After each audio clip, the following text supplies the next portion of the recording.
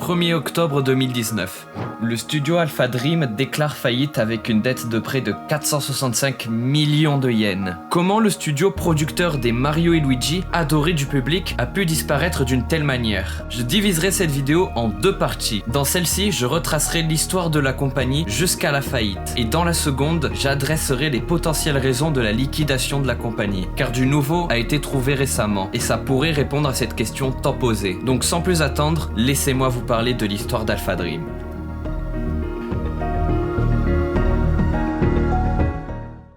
L'histoire d'Alpha Dream commence au début des années 2000 quand il s'appelait encore Alpha Star. Il travaille alors comme un studio tiers de Nintendo. Leur premier jeu n'était pas Superstar Saga comme on pourrait l'imaginer, mais Koto Battle, sorti en 2001 sur Game Boy Color. Ce petit RPG est très peu connu et n'est sorti qu'uniquement au Japon, ce qui rend la recherche d'informations dessus très difficile. Malgré tout, ce jeu a attiré l'œil de Nintendo, qui a demandé à Alpha Dream de développer d'autres jeux sur Game Boy Color. Le studio accepte et se met à travailler sur un projet appelé Gimmick Land. Mais en 2002, le projet est déplacé sur la GBA car la Game Boy Color est devenue obsolète.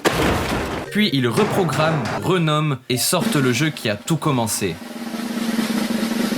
Tomato Adventure. Ce RPG, bien que moins reçu que Koto Battle, le développement a rapproché Alpha Dream et Nintendo, qui leur suggère alors de travailler sur un potentiel prochain RPG Mario. Alpha Dream accepte leur proposition et plutôt que de faire une suite au premier Mario RPG de 96, ils décident de faire un nouveau jeu complètement original et d'inclure Luigi. Cela peut paraître basique aujourd'hui, mais en 2002 ce n'était pas le cas. Luigi ce n'était qu'une version recoloriée et tirée de Mario. En 2003, Mario et Luigi Superstar Saga sort aux États-Unis, au Japon et en Europe. Ce jeu est bien reçu par le public avec plus de 2 millions de ventes. Un excellent chiffre pour une nouvelle licence. Le jeu est surtout connu et par ailleurs vendu pour son humour. Ce que je trouve assez curieux puisque je trouve le jeu pas si drôle que ça. Mais peut-être que je suis une créature sans âme. Bref, Superstar Saga est un très bon jeu malgré quelques défauts comme l'intrigue qui s'essouffle un peu après la mort de l'antagoniste principal à la moitié du jeu. Oui, les bugs, assez nombreux, même si tu risques pas d'en croiser sur ta route, si tu creuses un peu, les bugs. Mon dieu les bugs. Et sa simplicité excusable puisque c'est le premier jeu. Néanmoins c'est un très bon jeu que je conseille si vous l'avez pas encore fait. Après Superstar Saga, Alpha Dream développe Hamtaro Am, un jeu où l'on contrôle un hamster. Et y a du lore, hein, ça s'arrête pas à ça, non. En juillet 2004, Nintendo leur propose de faire un nouveau jeu Mario et Luigi pour leur nouvelle console qui sortira prochainement, la Nintendo DS. Alpha Dream accepte, mais à l'époque, ils n'avaient qu'un prototype de la DS où il n'y avait uniquement un écran et des circuits imprimés exposés. C'était donc impossible de tenir la console et d'y jouer. Mais avec un peu d'imagination, de magie et de génie, ils ont réussi à nous pondre ce truc. Oui, c'est la combinaison de deux écrans de GBA, des câbles de synchronisation et une manette. Imaginez une seule seconde si la DS ressemblait à ça. Elle serait définitivement pas la deuxième console la plus vendue de l'histoire. Puis en fin 2005, Mario et Luigi, les frères du temps, sort enfin. Ce jeu n'a pas eu autant de succès que Superstar Saga. Il s'est vendu à peu près à 1,70 million d'exemplaires. Les joueurs reprochant la linéarité, les boss trop longs, buggés en version américaine qui avait 2 fois plus de vie, la valise là que personne aime. Le fait qu'on utilise des objets pour se battre plutôt qu'avec des points frères comme dans Superstar Saga et que les bébés Mario et Luigi n'étaient pas utilisés à fond. Wow! Déjà, c'est excusable. Regardez la tête du truc. Et malgré tout, ce jeu a une histoire incroyable et une ambiance plus sombre que dans tous les autres jeux de la franchise, faut pas le nier, ce qui en fait mon jeu préféré. Après Partners in Time, Alpha Dream développe 2 autres jeux Hamtaro avant de sortir en 2009 leur plus gros succès. Mario et Luigi voyagent au centre de Bowser. Ce jeu est souvent considéré comme le meilleur de la franchise, avec son beau sprite art, son gameplay bien rythmé et son humour. Encore. C'est un tel succès qu'il est considéré comme le 4e meilleur jeu de la Nintendo DS et le 287e meilleur jeu de tous les temps selon Metacritic.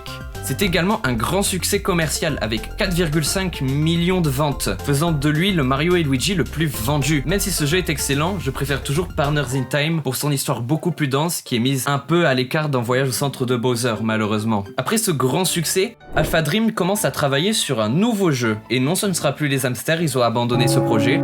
À l'annonce de la 3DS en 2010, le développement de Dream Team fut changé de console. Après plusieurs années de développement difficile, ils sortent Mario et Luigi Dream Team en 2013. Ah, ce jeu, mettant beaucoup plus en avant Luigi que les autres, c'était sympa ça. Même si c'est bien vendu, beaucoup de gens l'ont détesté, d'autres l'ont bien aimé quand même. Là où je veux en venir, c'est que pour avoir joué à Dream Team récemment, c'était une...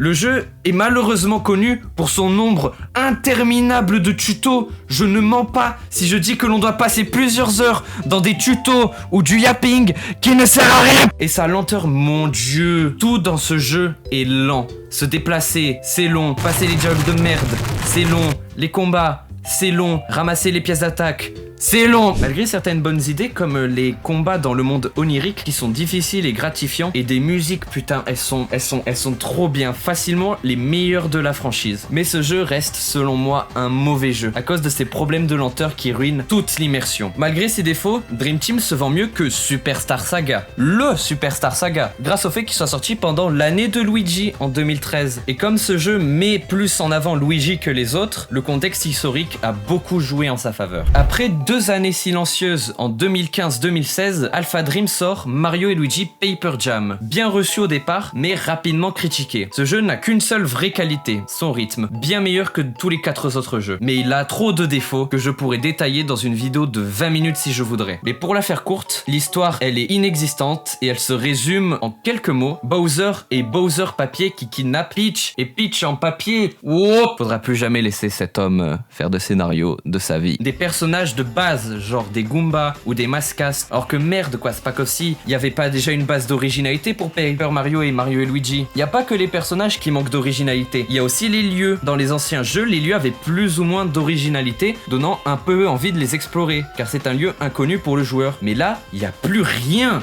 On va se taper pendant l'entièreté du jeu la checklist des lieux que sortent les devs en manque d'imagination, comme la plaine, le désert, la plage, la forêt ou encore la montagne.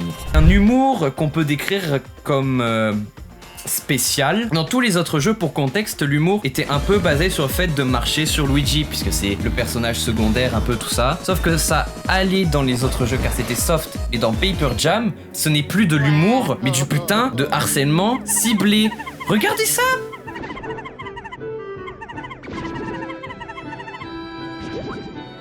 Luigi il avait pas imposé sa suprématie après Dream Team. T'es nul! Voilà, t'es nul! Nul! L'absence de Paper Luigi aussi a fait beaucoup parler, même justifié par un des développeurs qui disait que un gameplay avec 4 boutons, ça serait trop compliqué. Je sais pas les gars, est-ce qu'on devrait lui dire? Et les bugs, mon dieu, c'est un scandale les bugs. Surtout en 2016, le hardware de la 3DS, il était maîtrisé. Alors c'est quoi ça?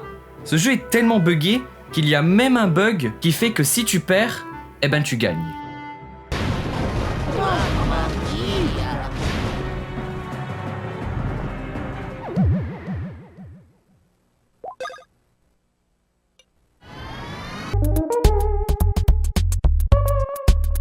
Bref, personne a aimé ce jeu et c'est moins bien vendu que prévu. Même si 1 million de copies, c'est pas mauvais, c'est beaucoup moins que ce que les développeurs avaient anticipé. Après cet échec, Alpha Dream choisissent de faire un remake de Superstar Saga en 2016. L'idée de ce remake est compréhensible puisque Superstar Saga n'était pas jouable sur 3DS. Ce remake corrige beaucoup de défauts de l'original. Ils ont réajusté la difficulté, les bugs tous corrigés parce que bon voilà, les décors et les OST refaites et surtout, la meilleure chose possible, le jeu est capé à 60 FPS. Et moi, quand un jeu tourne à 60 FPS sur la 3DS, Je bande! mais la nostalgie n'a pas pu sauver ce jeu. Il s'est mal vendu car la Switch venait de sortir plusieurs semaines avant et que la 3DS était sur le déclin. En 2018, malgré l'arrivée de la Switch, Nintendo annonce encore des jeux pour la 3DS, ce que tout le monde trouvait con et c'est compréhensible. Lors du Nintendo Direct de mars 2018, un remake de Voyage au centre de Bowser est dévoilé. La réaction générale était pourquoi? Pourquoi avoir sauté Partners in Time? Pourquoi sur 3DS? Pourquoi annoncer si tôt? Tout cela était assez bizarre, mais il nous donne la date de sortie